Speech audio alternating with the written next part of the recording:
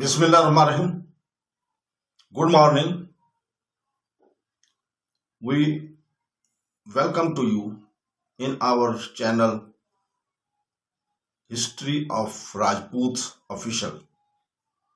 And today is episode number 11 and part 4. So, Ananya Vajpeyi, we were talking about that who are Rajputs. Ananya Vajpeyi argues that Rajpūta has a different meaning from Rajput in realpolitik with an unhistorical meaning, even if the dharmashastras attempt to fix the place of a jati like Rajpūta close to shudra, the socio-historical type Rajput, always gravitates to the Kshatriya, which makes the lexical similarity between the two words semantically misleading. In past, the Rajputs made fanatical attempts to assert their Kshatriya status, which differentiated them from other communities.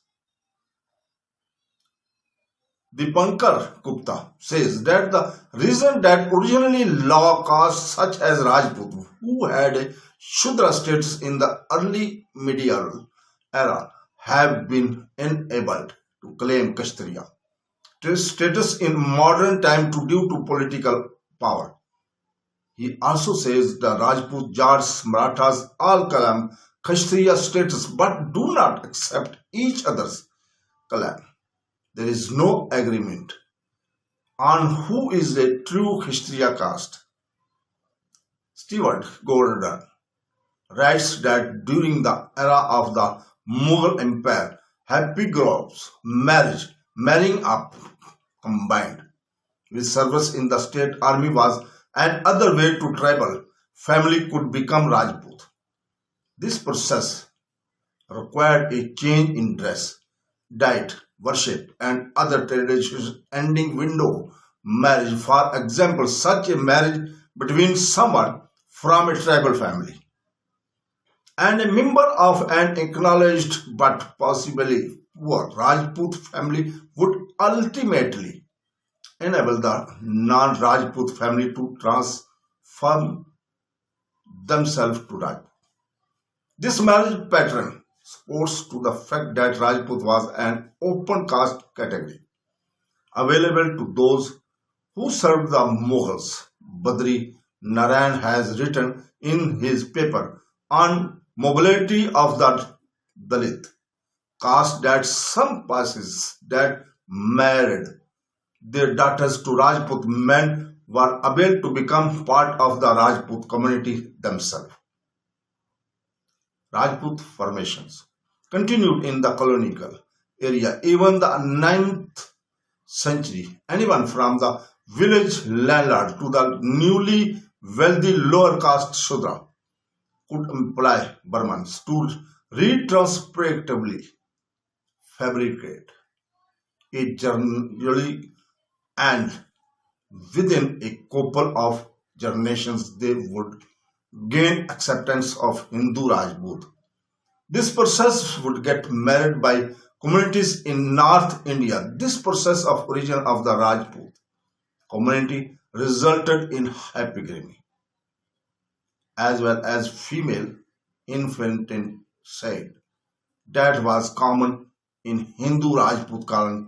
Scholars refer to this as Rajputizations, which, like Sanskritization, was a mode for upward mobility, but it differed from Sanskritization in other attributes like the method of worship, lifestyle, diet, social intention, rules of women, and marriage, etc.